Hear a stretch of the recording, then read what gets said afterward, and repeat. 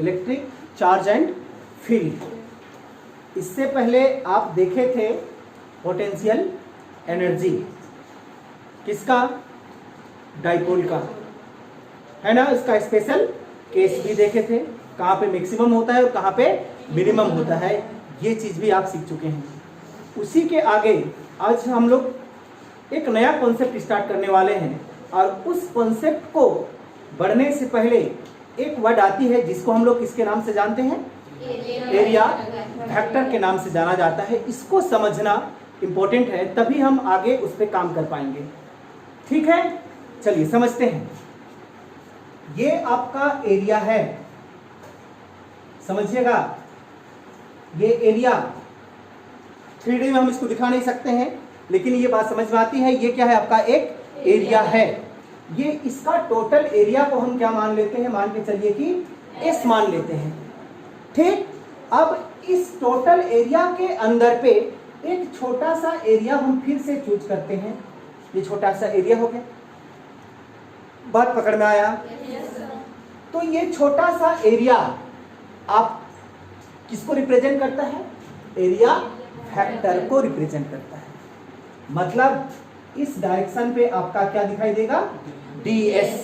Total surface area कितना, S। इस total surface area के अंदर में स्मॉल एरिया कितना, ds। और यही ds किसको रिप्रेजेंट करता है, एरिया वेक्टर को रिप्रेजेंट करता है। और यही वर्ड यहाँ पे यूज कर दिया गया है, ध्यान से समझिएगा। देखिए, a small area of a surface, surface में एक छोटा सा area enclose a given volume can be represented as a vector.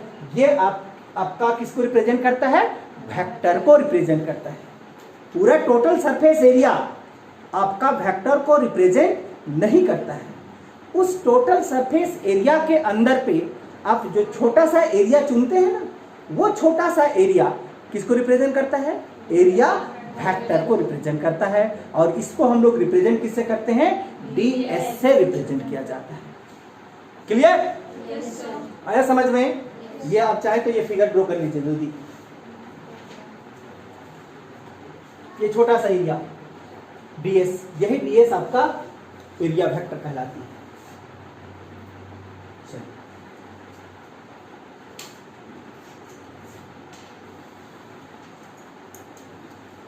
हो गया। अब हम एक इंपॉर्टेंट टॉपिक और बढ़ेंगे जिनका नाम है हमारा इलेक्ट्रिक फ्लक्स। इलेक्ट्रिक फ्लक्स,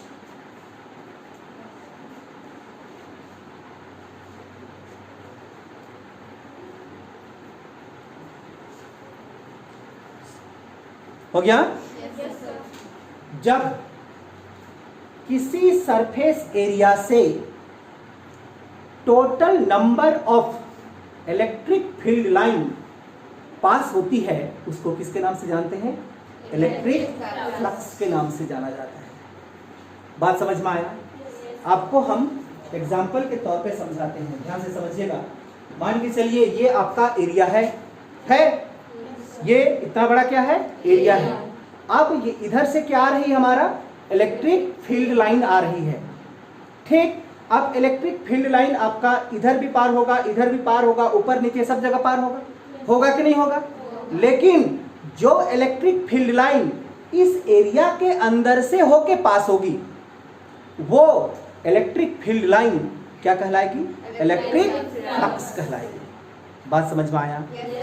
इधर उधर दायां बायां जो इलेक्ट्रिक फील्ड लाइन पास होगी वो आपका इलेक्ट्रिक फ्लक्स नहीं होगा। केवल इस सरफेस एरिया से होके जितनी इलेक्ट्रिक फील्ड लाइन पास होगी वो क्या कहलाएगी, इलेक्ट्रिक फ्लक्स कहलाएगी। क्लियर। चलिए तो लिखते हैं इसका definition. It is defined as, it is defined as total number of electric field line passing through a given area, जो हम लोग एरिया देंगे उस एरिया से जितनी नंबर पे यानी कि टोटल नंबर पे कौन पास करेगी? इलेक्ट्रिक फील्ड लाइन क्या कहलाती है? इलेक्ट्रिक फ्लक्स कहलाती है। Clear? It is represented by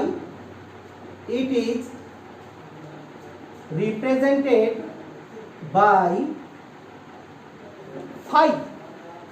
electric flux को रिप्रेजेंट किससे करेंगे? फाई से रिप्रेजेंट करेंगे, फाई से रिप्रेजेंट करेंगे। क्लियर? चलिए ध्यान दीजिएगा।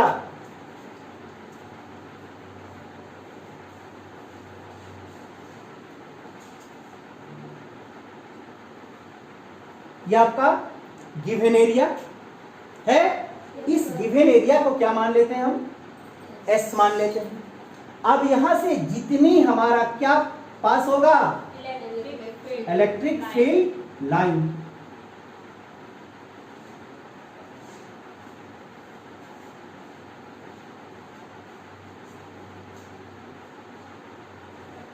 ये टोटल लाइन क्या कहलाया आपका? इलेक्ट्रिक फ्लक्स कहलाया। क्लियर? ये डायरेक्शन किसको दिखाया? इलेक्ट्रिक फील्ड को दिखाया। यही तो हम सीखे हैं, इलेक्ट्रिक फील्ड नहीं सीखे हैं? किधर जाता है हमारा इलेक्ट्रिक फील्ड? किधर सेटअप होता है? Positive to negative. मतलब इस डायरेक्शन पे आपका क्या है? पॉजिटिव, इधर क्या है? नेगेटिव। और इस एरिया से जितनी भी इलेक्ट्रिक फील्ड लाइन क्या हो रही है? पास हो रही है, यही क्या कहलाती है? आपका इलेक्ट्रिक फ्लक्स कहलाएगी। क्लियर? अगर इसका ऊपर से दाया बाया से पार हो वो आपका इलेक्ट्रिक फ्लक्स नहीं कहलाएगी। क्लियर? डाउट है? अब थोड़ी सी, ये तो हमारा टोटल सरफेस एरिया क्या था? एस। अब इस एरिया के अंदर पे हम एक छोटा सा सरफेस एरिया चूज कर लेते हैं। ठीक, ये छोटा सा सरफेस एरिया क्या हो गया? ds। अब ds है तो ds किसको रिप्रेजेंट करता है? एरिया वेक्टर को रिप्रेजेंट करता है। बात पकड़ में आया? मतलब ये वाला आप किसको रिप्रेजेंट किया? एरिया वेक्टर को। इसीलिए हमको जानना जरूरी था एरिया वेक्टर। क्लियर? डाउट है? थोड़ी सी और जानकारी कि यहां पे हमने ds लिया तो क्या यहां पे ds नहीं ले सकते हैं? तो यहां का भी हमारा एरिया वेक्टर ds होगा। अगर हम यहां पे ds लिए तो इस ds का भी एरिया वेक्टर क्या होगा? ds होगा। यहां पे हम छोटा सा एरिया लिए ds तो उसका भी एरिया वेक्टर क्या होगा? ds होगा। इसीलिए इस ds को हम क्या लिख सकते हैं? तो रिप्रेजेंट किया आपका यूनिट वेक्टर को। ऑलरेडी ये क्या है? आपका वेक्टर ही है। ठीक, अब तो बात समझ में आ गया होगा। इलेक्ट्रिक फ्लक्स क्या है? It is defined as total number of electric field line passing through a given area. ये हमारा एरिया है S. It is represented by phi. Clear? Doubt है? चलिए, therefore small amount of electric flux, समझिएगा मेरा बात। अगर इस टोटल एरिया एस से इलेक्ट्रिक फ्लक्स कितना बन रहा है? फाई बन रहा है। कितना बन रहा है? फाई बन रहा है। तो small amount of electric flux किससे बनेगा? ds से बनेगा। क्या बात समझ पाई? तो small amount of electric flux क्या होने वाला है आपका? d phi. नहीं होगा? तो d फाई इक्वल टू, बताइए क्या है? चलिए आपको यहां पे हम इसका डेफिनेशन से समझाते हैं। इट इज डिफाइंड एज, मतलब electric flux defined as total number of electric field line, total number of electric field line क्या लिखे हैं? ई है line passing through a given area, कितना? ds। क्यों? हमने डिफाइन लिया है तो क्या लेंगे? ds। अब इलेक्ट्रिक फील्ड भी आपका वेक्टर क्वांटिटी, ds तो आपका वेक्टर क्वांटिटी है कि नहीं? पकड़ में आया होगा? क्लियर? आप इसको ये भी लिख सकते हैं d phi equal to E ds unit vector n, क्योंकि यहां पे दिखाई देता है आपको, ds के बदले में आप इसको लिख सकते हैं। क्लियर? थोड़ी सी और जानकारी ध्यान से समझिएगा। ये इलेक्ट्रिक फील्ड E और ये आपका क्या है? ds, area vector. दोनों के बीच में एंगल है, चाहे कुछ भी एंगल हो, हम यहाँ पे बात नहीं कर रहे हैं कि वहां पे कितना डिग्री का एंगल है, लेकिन दोनों के बीच में क्या एंगल है? तो दोनों के बीच में अगर एंगल है तो उस एंगल को हम क्या मान सकते हैं? थीटा मान सकते हैं। मानेंगे थीटा? बहुत बारीकी से समझना इसको। तो क्या आप d phi equal to E D S दोनों के बीच का एंगल के बदले में आप कॉस ऑफ थीटा लिख सकते हैं? किसके किसके बीच का एंगल? E और ds के बीच का एंगल। हो गया? नहीं है? है। भलो अभी इस केस में जीरो क्यों ना हो, लेकिन एंगल तो है। बता रहे हैं, चलिए यहां पे थीटा, ये जो थीटा है ये क्या है? Theta is the angle between, किसके किसके बीच का angle? E and ds। Clear?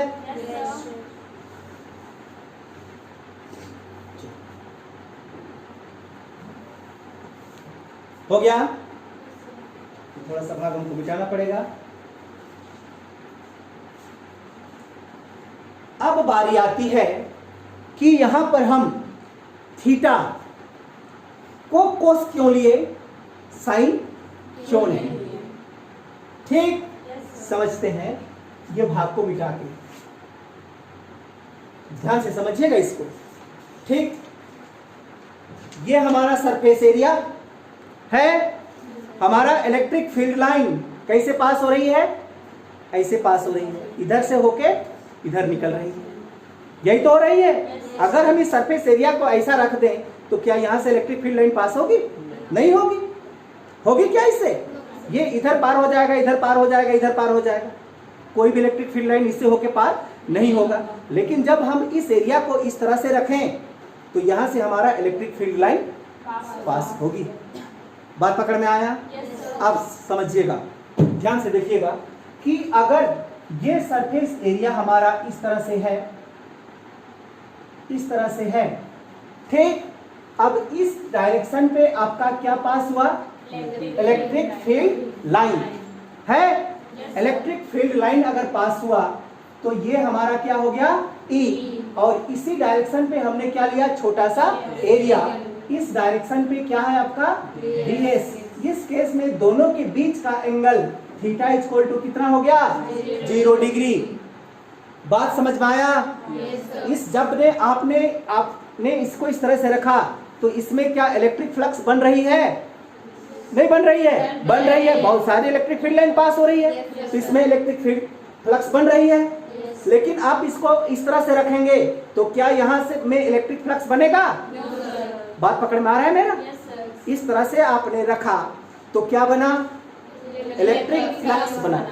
अगर आप इसको इस तरह से रख देते हैं तो क्या आपका इलेक्ट्रिक फ्लक्स बनेगा? नहीं बनेगा। नहीं बनेगा ना? आप कारण समझिए यहाँ पे कि यहाँ पे E और ds के बीच में एंगल कितना? 0 डिग्री। ये 0 डिग्री कैसे आया आपको समझ में आता है? क्योंकि इलेक्ट्रिक फील्ड ई और एरिया वेक्टर दोनों का डायरेक्शन सेम है। ठीक, अब बताइए कोस 0 डिग्री का वैल्यू क्या होता है? 1 है। अगर हम वहां पे क्या ले लेते, साइन ले लेते, तो हमको साइन 0 डिग्री लगाना पड़ता और साइन 0 का वैल्यू क्या हो जाता? 0। क्या यहाँ पे हमारा इलेक्ट्रिक फ्लक्स 0 है? कहानी बात समझ में आ गया होगा। जबकि हम ऐसा करते हैं, इस तरह से करते हैं, तो हमारा लाइन इस तरह से पास होगा। तब इस केस में आपका साइन का वैल्यू कितना आएगा? 1 आएगा, मतलब मैक्सिमम आएगा। जबकि इस केस में इलेक्ट्रिक फ्लक्स क्या है? 0।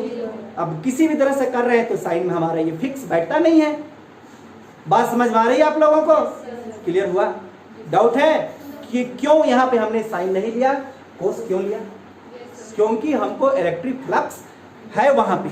अगर हम साइन ले लेते तो साइन में इलेक्ट्रिक फ्लक्स क्या हो जाता? 0। जबकि इस केस में हमारा इलेक्ट्रिक फ्लक्स 0 नहीं होती है। बात पकड़ में आया? क्लियर? दूसरी चीज, जब हमारा कोई वेक्टर साइन के साथ जाता है तो वो कौन सा प्रोडक्ट होता है? क्रॉस प्रोडक्ट होता है। होता है? अगर कोई वेक्टर साइन के कोस के साथ जाता है तो कौन सा प्रोडक्ट होता है? Dot product. और डॉट प्रोडक्ट हमेशा क्या होती है? स्केलर होती है। बात पकड़ी? आया समझ में या नहीं समझ में आया? अब बताइए कि ये वाला डी फाई इक्वल टू ई आपका क्या था? वेक्टर। ds भी क्या था? वेक्टर। यहाँ पे क्या लगा? cos theta. तो ये कैसा? Dot product. इसीलिए यहाँ पे क्या लिख दिया गया है? डॉट।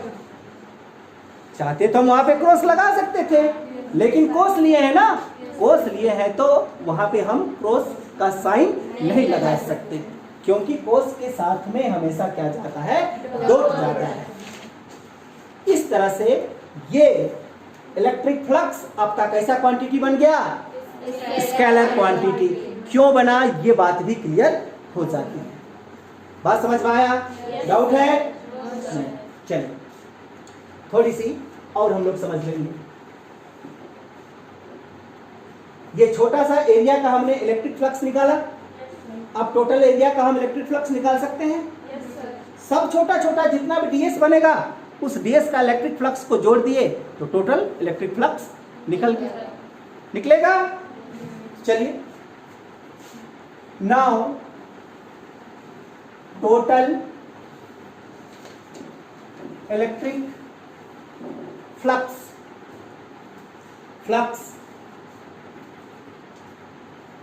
टोटल इलेक्ट्रिक फ्लक्स क्या करेंगे? इसको इंटीग्रेट कर देते हैं। करेंगे इसको इंटीग्रेट? तो इंटीग्रेट करेंगे तो इंटीग्रेशन का साइन आपके पास में क्या है? डी फाई इक्वल टू, यहां पे हम इंटीग्रेशन का साइन नहीं देंगे, यहां पे देंगे इंटीजरल का साइन। किसका? इंटीजरल का साइन। इंटीजरल का साइन होता है ये। इंटीजरल किसको दिखाता है? इनक्लोज को। किसको दिखाता है? इनक्लोज। आप डेफिनेशन में लिखे हैं इनक्लोज, यानी कि बंद। ठीक, तो ये गोल किसको दिखा दिया? इनक्लोज को। आपके पास में क्या है? E D S cos of theta है। इसी को तो इंटीग्रेशन कर रहे हैं टोटल निकालने के लिए। बात पकड़ में आया? डी फाई का इंटीग्रेशन क्या हो जाएगा? फाई नहीं होगा। यहां जो कांस्टेंट वैल्यू है उसको आप चाहे तो निकाल सकते हैं और नहीं चाहे तो आप छोड़ सकते हैं। ये आपके ऊपर डिपेंड करता है। मतलब क्या लिख सकते हैं? Integral E D S unit vector N. बात पकड़ में आया होगा? कॉस ऑफ थीटा हटाएंगे तो क्या लग जाएगा आपका?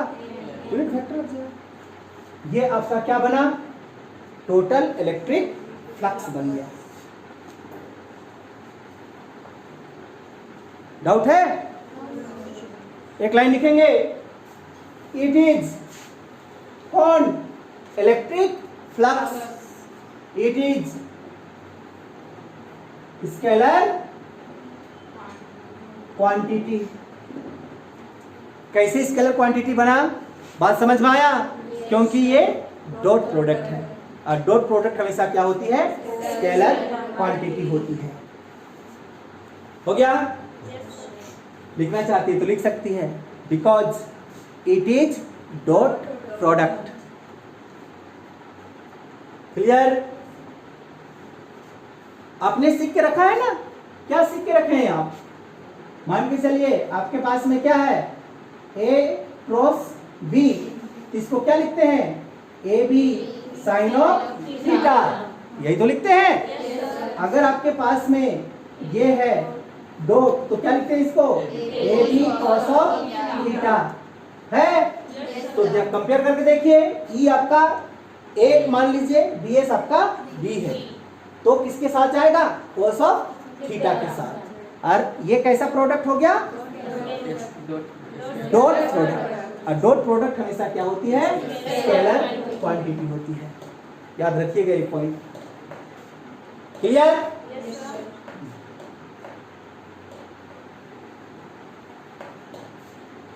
ध्यान दीजिएगा, एसआई यूनिट इसका इलेक्ट्रिक फ्लक्स का, ध्यान दीजिए इधर, एसआई यूनिट इलेक्ट्रिक फ्लक्स का, इलेक्ट्रिक फ्लक्स के लिए फाई इक्वल टू आपके पास में क्या था? ईडीएस था कि नहीं था? ई क्या है? Electric field. Electric field equal to, नहीं पता, फोर्स बाय टेस्ट चार्ज या चार्ज। नहीं पढ़े? पढ़े हैं। बात पकड़ में आया? ये क्या है आपका? Electric field. Electric field equal to force by test charge या चार्ज इनटू या डॉट डीएस क्या है? एरिया है। चलिए आपके समझने के लिए हम इसको एरिया ही लिख देते हैं। है फोर्स का SI unit Newton's, by charge का कूलम, एरिया का मीटर स्क्वायर। तो बताइए क्या बना? न्यूटन्स मीटर स्क्वायर पर कूलम। ये इसका यूनिट बन गया। डाउट तो नहीं है?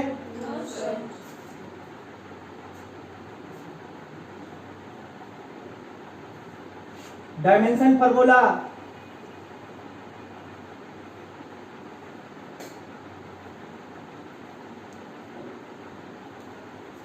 क्या निकाल पाएंगे? ध्यान से देखिए तो हम इसी को लिखते हैं ना डायरेक्टली। फाई इक्वल टू क्या है आपके पास में? हाँ, फोर्स है बाय चार्ज है इनटू एरिया, यही तो है। नहीं, फोर्स का बताइए, एम एल टी माइनस 2, यही होता है। By charge, current into time, current के लिए एम्पियर, टाइम के लिए T, into area L square है। बताइए, एम एल एल एल 3, ये ऊपर जाएगा माइनस में, ये भी हो जाएगा -3 और ए -1। क्या ये इसका डायमेंशन फार्मूला है?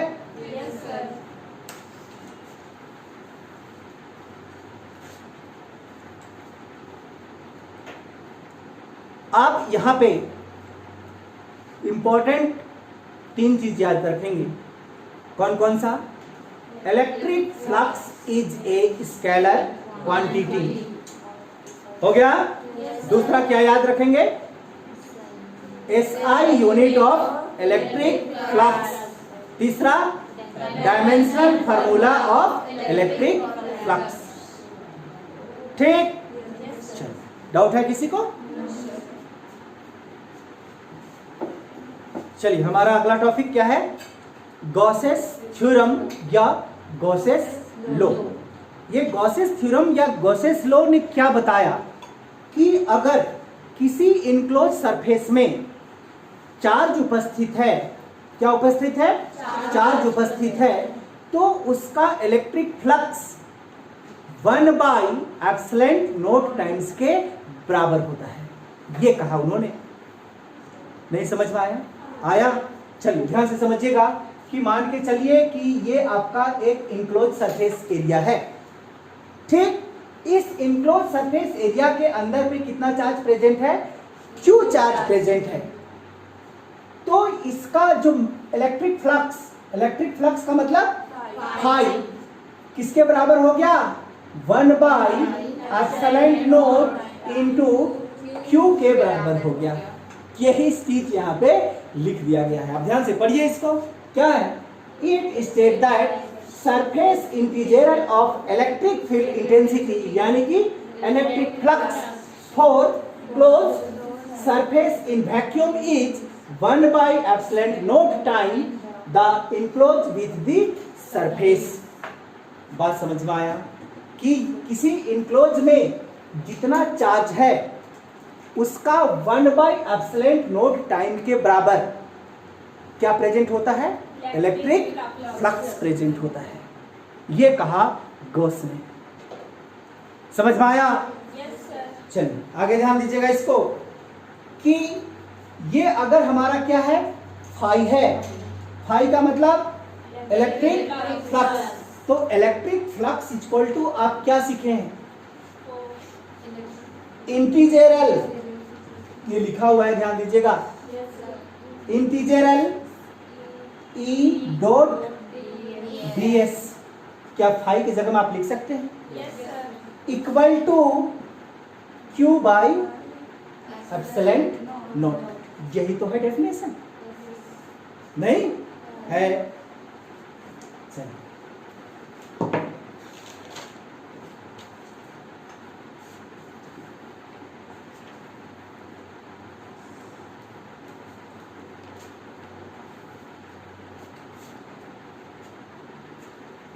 डर तो नहीं है यहाँ पे? ये आपका क्या है, एक सरफेस एरिया है। इस सरफेस एरिया में कितना चार्ज है, Q चार्ज है। तो इसका इलेक्ट्रिक फ्लक्स कितना, 1/ε0 इंटू Q टाइम्स। मतलब जितना चार्ज है उसका 1/ε0 टाइम्स के बराबर वहां पे आपका क्या प्रेजेंट होता है, इलेक्ट्रिक फ्लक्स या इलेक्ट्रिक फील्ड इंटेंसिटी प्रेजेंट होता है। ये चीज यहाँ पे बताता है ये। ठीक, ये तो इसके डेफिनेशन के आधार पे हमने इसको लिखा। समझ पा रही है? अब ये आया कहां से, इसके लिए हमको क्या करना होगा, प्रूफ करना होगा। इसको गॉसेस थ्योरम को एक छोटा सा टॉपिक फिर से डालेंगे, proof of Gauss's theorems from Coulomb's law. Proof of Gauss's theorem from Coulomb's law. From Coulomb's law. Coulomb's law के अनुसार में हम इस गॉसेस थ्योरम को क्या कर देंगे, प्रूफ कर देंगे।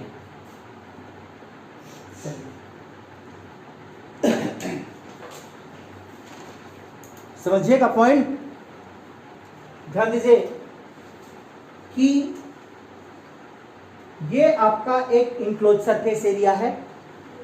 ठीक, यहां पे एक चार्ज प्रेजेंट है। इस चार्ज को हमने क्या रख लिया, नाम Q। इस छोटा सा सरफेस एरिया चूज करते हैं। ये छोटा सा सरफेस एरिया क्या है, ये छोटा सा सरफेस एरिया ds है। अब ये चार्ज है, तो इस चार्ज से आपका क्या निकलेगी, इलेक्ट्रिक फील्ड लाइन निकलेगी। हम जानते हैं इलेक्ट्रिक फील्ड बनाएगी ये। तो इस डायरेक्शन पे आपका क्या निकला, इलेक्ट्रिक फील्ड। ठीक, अब ये छोटा सा सरफेस एरिया, छोटा सा सरफेस एरिया क्या शो करता है, एरिया वेक्टर को शो करता है। तो इसी डायरेक्शन पे भी आपका क्या है, एरिया वेक्टर। किस डायरेक्शन पे, जिस डायरेक्शन पे आपका इलेक्ट्रिक फील्ड है उस डायरेक्शन पे। बात समझ में आया? डाउट है?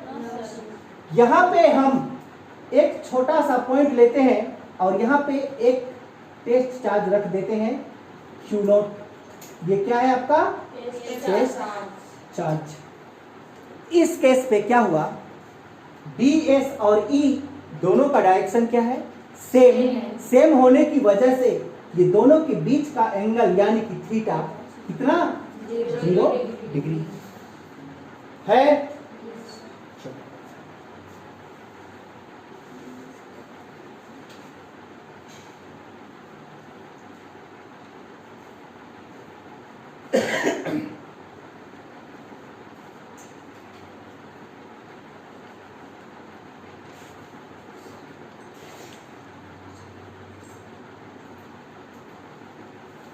डाउट तो नहीं है यहाँ पे?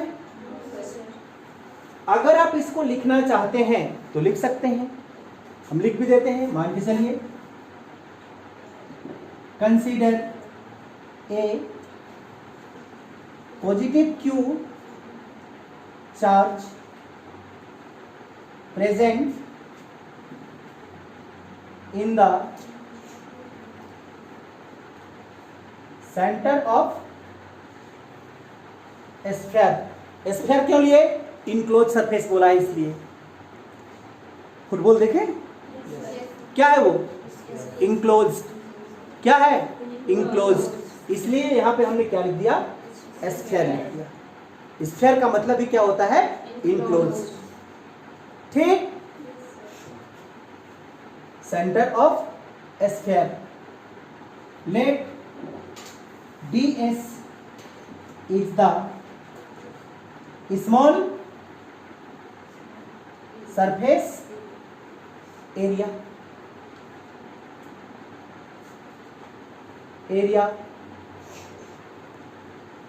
Q naught charge is present है। Q naught charge present, समझ पा रही है?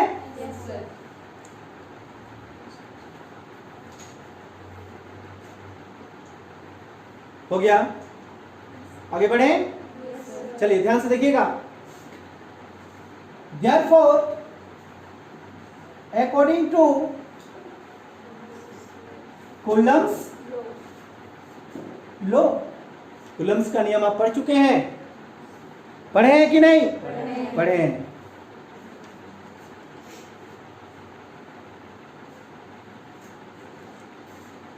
देखिए यहां पे हमने क्या रखा, चार्ज है। ये कैसा चार्ज है, पॉजिटिव Q चार्ज।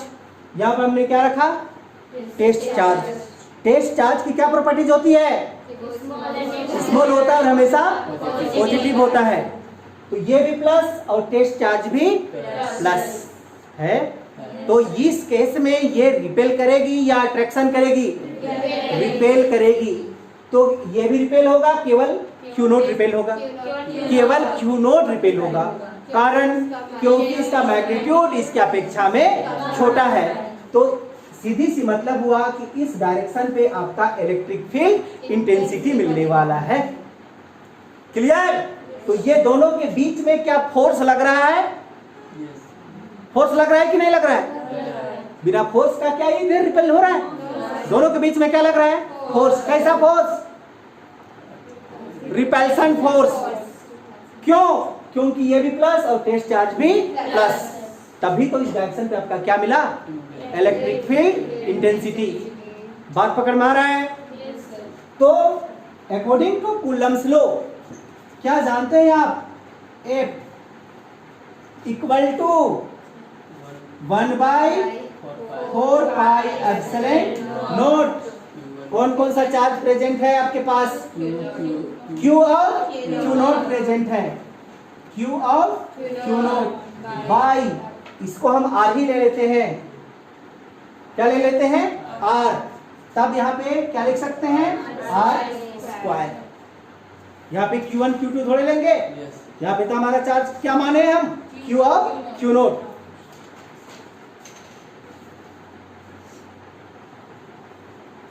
डाउट में नहीं रहना, ठीक। चलिए ध्यान दीजिएगा, यहाँ पे therefore electric field equal to,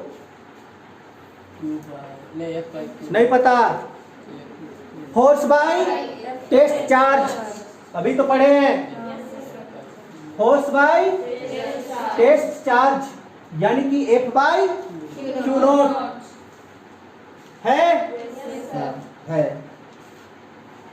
तब E इक्वल टू F है, ये क्या है, F का वैल्यू को वहां पे हम पुट कर सकते हैं कि नहीं कर सकते हैं, पुट कर सकते हैं। तो कीजिए 1/4 note Q note by R² into क्या, Q नोट। क्या ये Q नोट से ये Q नोट कैंसिल होगा, ठीक। E इक्वल टू क्या मिला आपको, 1/4 नोट Q बाई R², ये मिल गया। डाउट है? इक्वेशन नंबर फर्स्ट,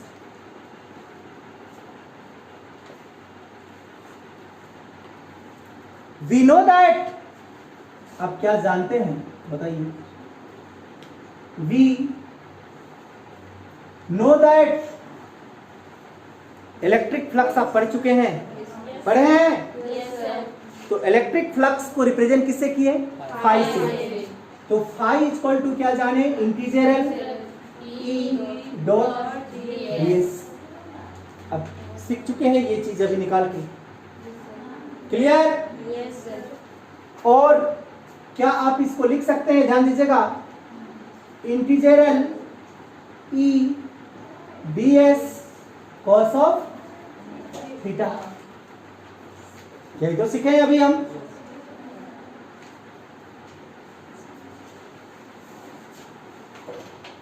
थीटा का वैल्यू कितना, 0 डिग्री, दिखाई दे रहा है अभी तक भी। अगर हम थीटा के जगह में क्या लगा दें, 0 डिग्री, तो कोस का वैल्यू क्या आ जाएगा, 1 आएगा। अगर इसका वैल्यू 1 आया तो टोटल वैल्यू हमको क्या मिला, नहीं पता, phi equal to integral E ds मिल गया है। और फाई इक्वल टू जो कांस्टेंट है उसको बाहर निकाल देते हैं, यहाँ पे कांस्टेंट कौन, E इंटीजरल ds। इंटीजरल का मतलब क्या, जोड़ना, किसको, छोटा एरिया ds ds को, है कि नहीं? ये फिगर बना लिया, ये कैसा है, स्फीयर है, और ये छोटा सा एरिया ds। क्या आप यहां से इसको ds मान सकते हैं? क्या फिर से आप इसको ds मान सकते हैं?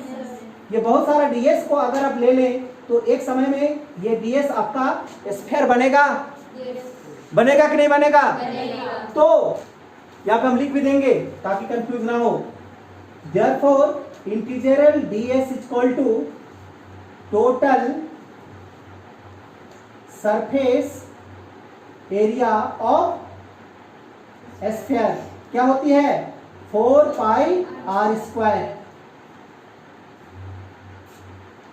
हो गया?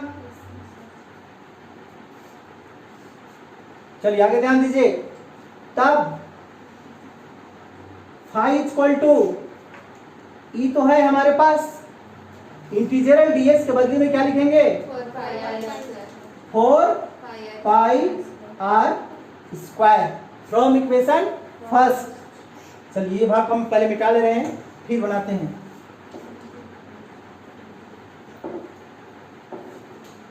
ध्यान दीजिएगा इसको, फ्रॉम इक्वेशन फर्स्ट, ये देखिए फर्स्ट है, E आपको दिखाई देता है? ई, ये भी क्या है आपका? ई। तो फाई इक्वल टू, आप किसी भी तरह से करेंगे तो आपको वही मिलने वाला है। ध्यान से देखिएगा, फाई इक्वल टू ई, ये भी क्या है आपका? ई।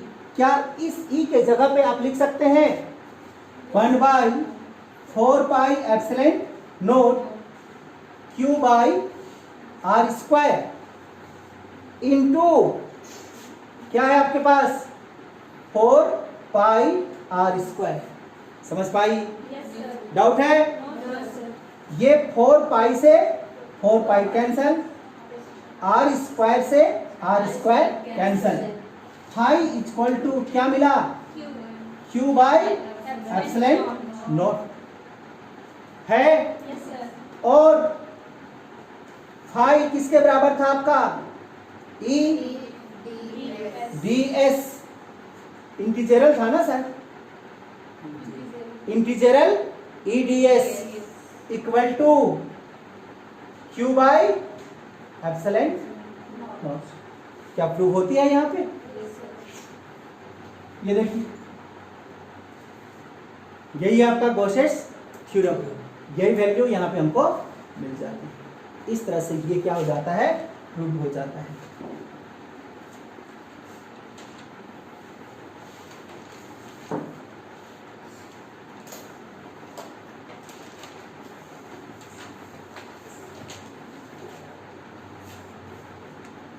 हो गया? पूछना है किसी को?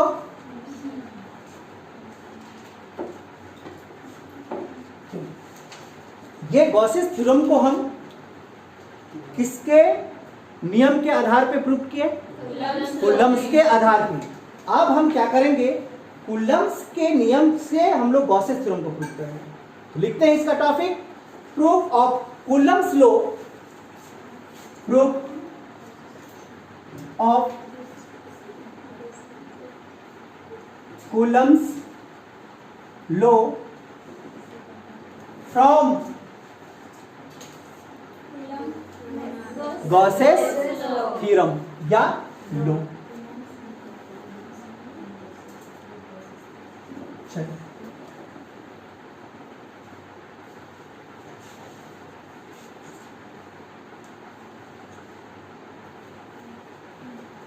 हो गया? इनक्लोज एक सरफेस एरिया, सेंटर पे कैसा चार्ज? Positive Q charge. एक छोटा सा सरफेस एरिया को हम चूज करते हैं। ये छोटा सा सरफेस एरिया कितना? ds। यहाँ पे एक टेस्ट चार्ज प्रेजेंट है। ये टेस्ट चार्ज मतलब क्यू नॉट। इस डायरेक्शन पे आपका इलेक्ट्रिक फील्ड इंटेंसिटी इधर बना। अब ये ds है तो इसी डायरेक्शन पे आपका क्या दिखाएगा? एरिया वेक्टर दिखाएगा। ये सेंटर से लेकर ये टेस्ट चार्ज की दूरी, इसको हम क्या मान लेते हैं? r। ds और a के बीच में एंगल कितना? 0 डिग्री। ये सीख चुके हैं।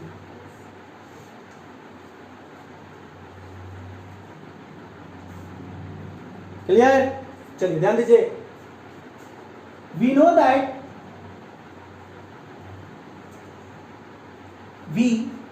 That electric flux phi equal to integral E ds। जानते हैं ना? और integral E ds cos of theta, क्योंकि ये डॉट प्रोडक्ट है।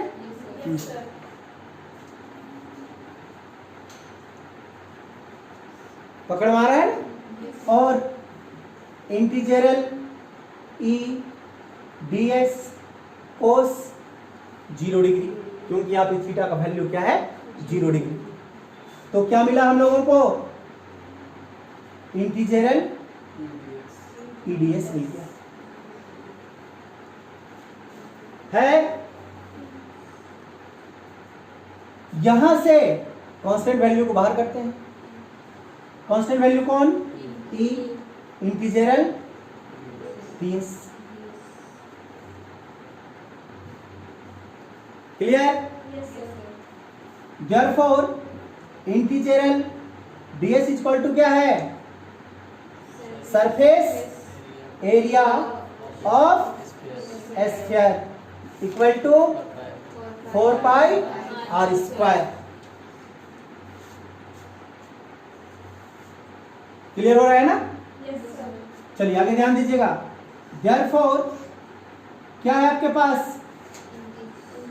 इंटीजरल E ds equal to E को क्या लिखेंगे? E ही लिखेंगे इनटू इंटीजरल ds के बदले में 4 pi R square.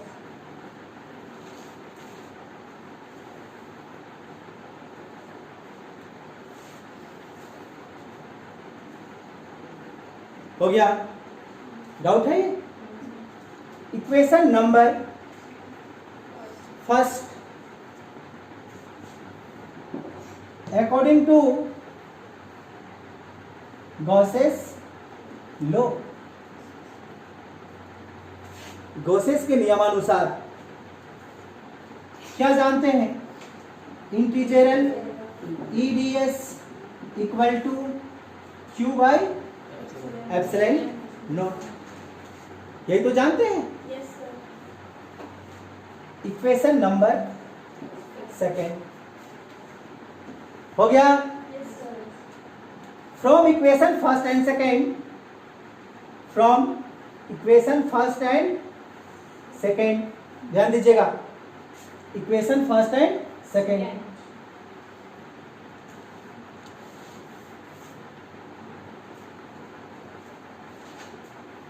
इंटीजरल E D S equal to Q by epsilon naught, integral E D S equal to E into 4 pi R square. बात समझ में आया? तो क्या आप इंटीजरल ई डी एस के जगह पे E into 4 pi R square लिख सकते हैं, क्योंकि दोनों का वैल्यू सेम है। तब क्या होगा हमारा? बोलिए, E into 4 pi R square equal to Q by epsilon naught. Doubt है?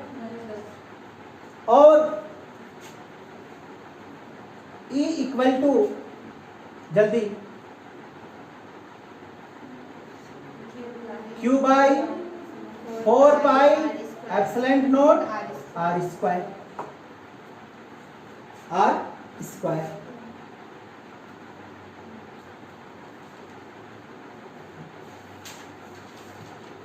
क्लियर?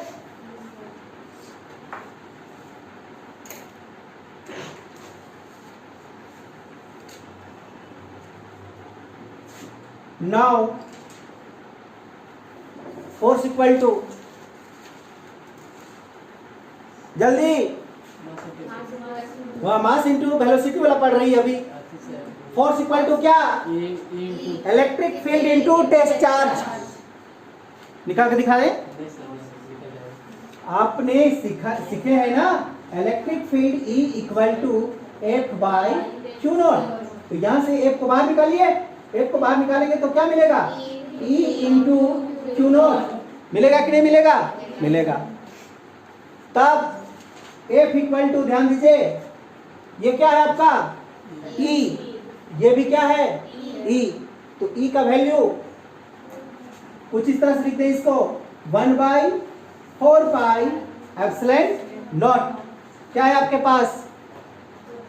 Q, फिर ऊपर में क्यू नॉट बाई आर। क्या ये कूलम्स का नियम है? नहीं है? कूलम्स का नियम हम जब पढ़ रहे थे तो Q1 Q2 लिए थे, है कि नहीं? अब चाहे तो यहाँ पे Q नोट को हटा के इसको 1 मान लीजिए, इसको 2 मान लीजिए, वही आ जाए। डाउट है क्या? तो इस तरह से ये गॉसेस थ्योरम से कूलम्स का लॉ भी प्रूव हो जाती है, और कूलम्स के लॉ से गॉसेस का लॉ भी प्रूव हो जाती है। समझ में आया? गॉसेस लॉ क्या बताया? किसी इनक्लोज सरफेस में उसका total electric flux 1/ε0 times charge के बराबर होता है। ये कहा सिंपली भाषा में। ठीक, एक बार फिर से समझ लीजिए कि ये आपका इनक्लोज है, इसके अंदर पे क्या है? Charge Q। तो यहाँ पे कितना इलेक्ट्रिक फ्लक्स है? कितना इलेक्ट्रिक फ्लक्स है? जितना हमारा Q है उसका 1/ε0 टाइम्स इलेक्ट्रिक फ्लक्स है। यही आपका क्या कहलाती है? गॉसेस लॉ कहलाती है। और यही भाषा वहां पे लिख दिया गया है। समझ में आया? इसीलिए तो हमने लिखा था फाई इक्वल टू, क्या लिखे थे? फाई इक्वल टू क्या लिखे थे गॉसेस थ्योरम में? Q/ε0। यही तो है।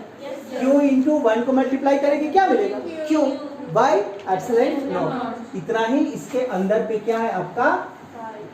फाई है, यानी कि इलेक्ट्रिक फ्लक्स है। आप इसको याद कर लीजिए या डेफिनेशन को याद कर लीजिए, वो आपके ऊपर डिपेंड करता है। क्लियर? तो आज आपने सबसे इंपॉर्टेंट चीज सीखा एरिया वेक्टर। उसके बाद क्या सीखे? Electric flux. इलेक्ट्रिक फ्लक्स किसी सरफेस एरिया से जितनी total number of electric field line pass होती है उसी को हम लोग क्या कहते हैं? इलेक्ट्रिक फ्लक्स कहा जाता है। उसके बाद गॉसेस थ्योरम। गॉसेस थ्योरम को हमने प्रूव भी किया कूलम्स लॉ के आधार पे, और कूलम्स लॉ को फिर से हमने प्रूव किया गॉसेस लॉ के आधार पे। क्लियर? डाउट है? जितना भी टॉपिक पढ़े हैं वो नहीं? तो आज के लिए फिजिक्स को यहीं तक रखते हैं। ठीक, चलिए।